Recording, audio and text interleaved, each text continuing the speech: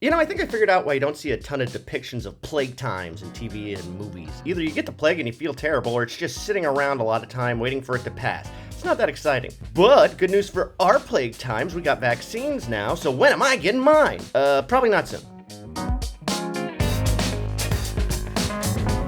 So Alabama has received over 100,000 dosages of vaccine, and we're slowly getting it out to people. The state has also released guidelines for the order people will be eligible to receive the vaccine. It's not really a timeline since we don't know how long each phase will take, but at least we have an order. So the first group, as you may have heard, is frontline health workers and folks living in nursing homes and assisted living facilities. Obviously, the health workers thing makes sense because these are the people who have to get up in the face of people with COVID every single day, and nursing homes have been especially dangerous during this whole pandemic, which is why that's also at the top of the list. Once enough vaccine has been administered to the medical folks in the nursing homes, we move on to Group 2. Group 2 is elderly people over the age of 75, certain frontline essential workers, and folks living in group settings like homeless shelters, group homes, or prisons.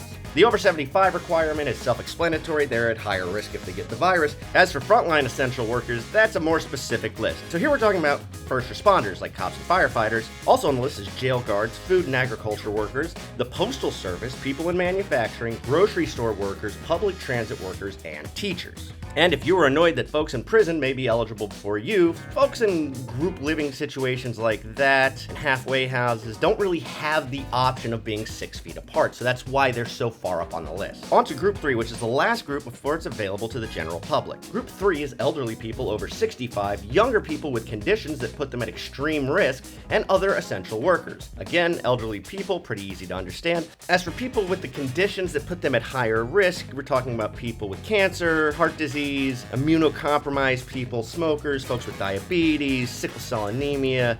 There's a pretty expansive list. The other essential workers in this group include folks in transportation, wastewater treatment, food service, construction workers, finance workers, IT folks, energy folks, and media. Ooh, that's me. And the last group is everybody else. People with 9 toes, people who run Etsy shops, the guy at the barbershop who has something to say about everything, even Steve Buscemi.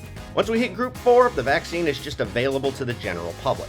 Now again, nobody can tell you exact dates on when you will be eligible. It just sort of depends on when we can get our hands on enough doses to cover each individual group. I'd keep my eye on the news and alabamapublichealth.gov to see how things are moving. And some hospitals have a form you can fill out where they'll contact you when your turn comes up. Again though, at least you got an idea, kind of an order. Keep your eyes out for shenanigans right now because, this is a big deal. Everybody wants this vaccine and somebody's gonna be a jerk about it. But hey man, a little bit of light on the horizon. I'm Jonathan Soboleski for AL.com.